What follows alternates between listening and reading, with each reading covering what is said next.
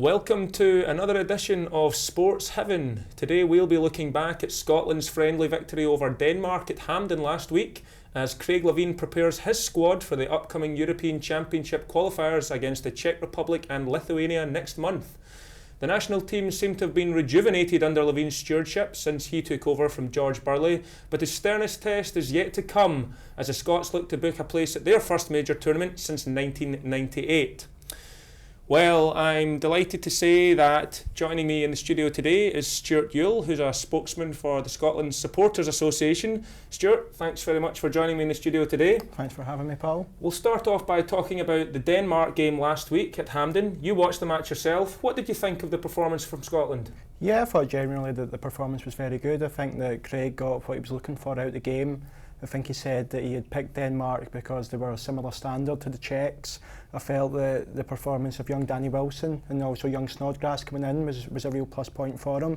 And then what was quite a difficult night weather-wise, I thought that we did very well, and it's a morale boosting victory ahead of the big games next month. The acid test of Levein's reign thus far will be whether he can get the team to the European Championships next summer. Do you think to ask Scotland to win 3 out of their next 4 games is asking too much?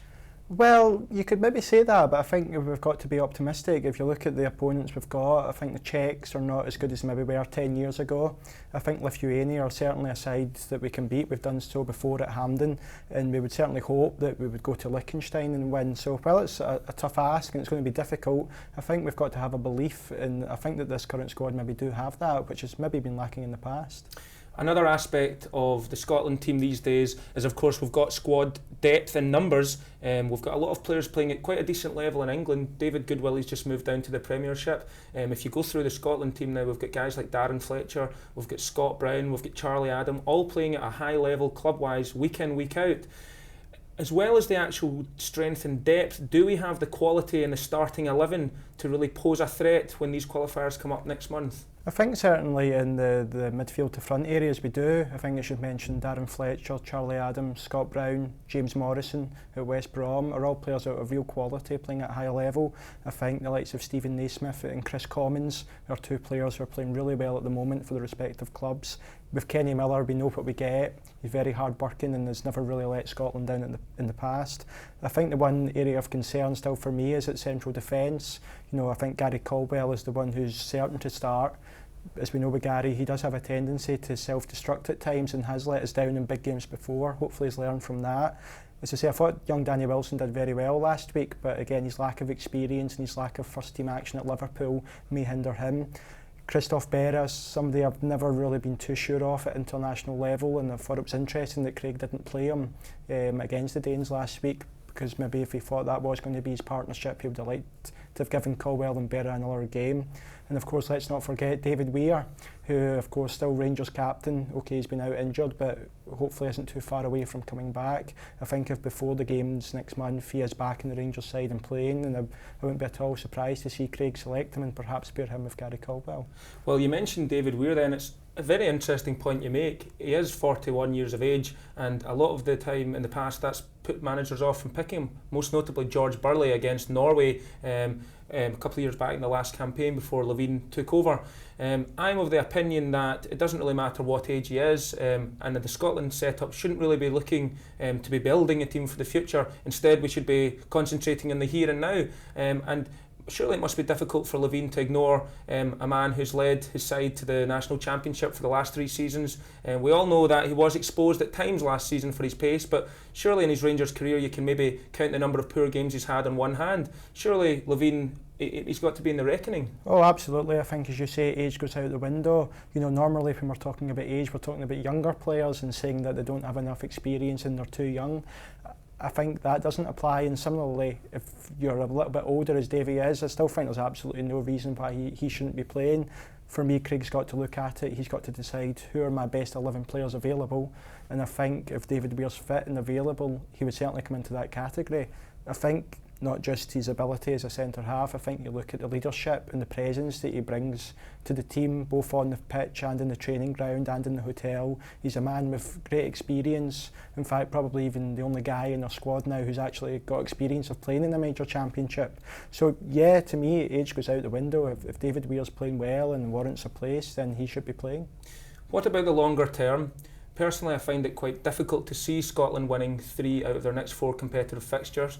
If Scotland weren't to get to the European Championships next summer, should they be sticking with Levine, or should they maybe be writing his tenure off and looking elsewhere to get a manager to take us to a major championship? No, I think very much we should stick with Craig Levine. I think after a little bit of a shaky start, which was mainly brought upon himself by his formation out in Prague, which has been well covered, I think for this continuity sake that we should stick with Craig. One thing I do like about this current squad is we do have a very good team ethic, and it's almost reminiscent of a club side, and I think he's tried to sort of copy the template that Walter Smith used when he came into the national job, and I think that the mood in the camp around the place seems to be good now, so I see no reason why we shouldn't stick with Craig Levine.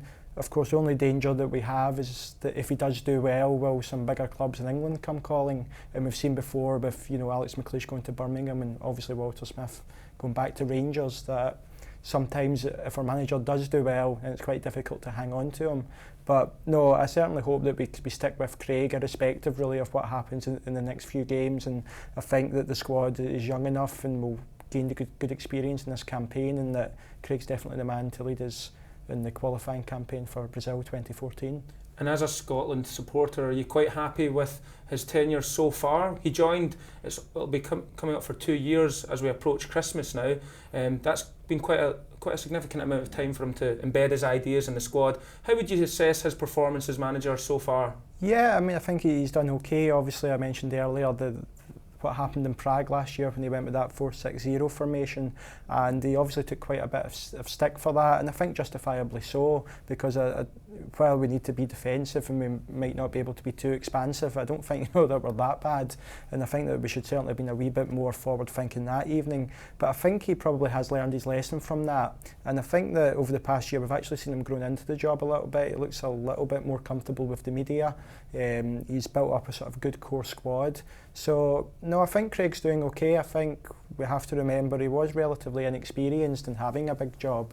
No disrespect to Hearts, Leicester, Dundee United, where he's been before, but there's a lot more exposure to him with the national side, and so I think he's handling that aspect of it better than maybe he was before. Of course, as you were saying, he's still on this test, this is, and if we have bad results, then again the media, because we know what the media can be like in this country, they will again give him a little bit of stick, and it'll be interesting to see how he reacts to that. But no, I think that Craig would have learned a lot in the nearly 2 years that he's been in the post now, and I think that, as much as anything, is why he should continue, because he's now got that experience behind him. Levine is also making a lot of effort to try and get club managers on side. I know that he's been travelling kind of round all over the country in Scotland and England, looking at lots of players and trying to build relationships with managers at club level. How beneficial is that off the field work, which is not sometimes always evident, to kind of bringing the squad closer together? Yeah, I think it's very important. I mean, I think we always know there's a little bit of tension between the clubs and the countries, and I think you can understand it from the club's point of view, is that they're worried when their players go away, particularly for friendly matches, that they might pick up an injury and then be ruled out for their clubs. But I think Craig, having been a club manager, has experienced the other side of that, and so that's helped him. And I think as you say, communicating with the club managers, and we have seen at times in friendly games him not calling up certain players, or maybe deliberately bringing a player off after 45 or 60 minutes. I think that sort of attitude can only help. We do see some international managers that have quite an almost aggressive attitude towards club managers, and in the long run I don't think that's the way to go.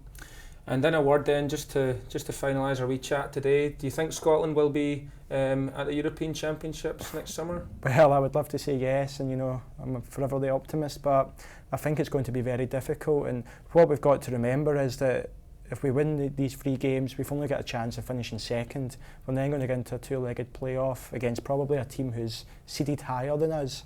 So I'm afraid in a word I think no, but I think if we can have some positive results in the last 4 games, discounting the Spain game because that's obviously going to be very difficult, but I think if we can get some positive results in these games, and I think the future looks bright under Craig. Well, let's hope that's the case, and as they begin their qualifiers, the next stage of the qualifiers next month.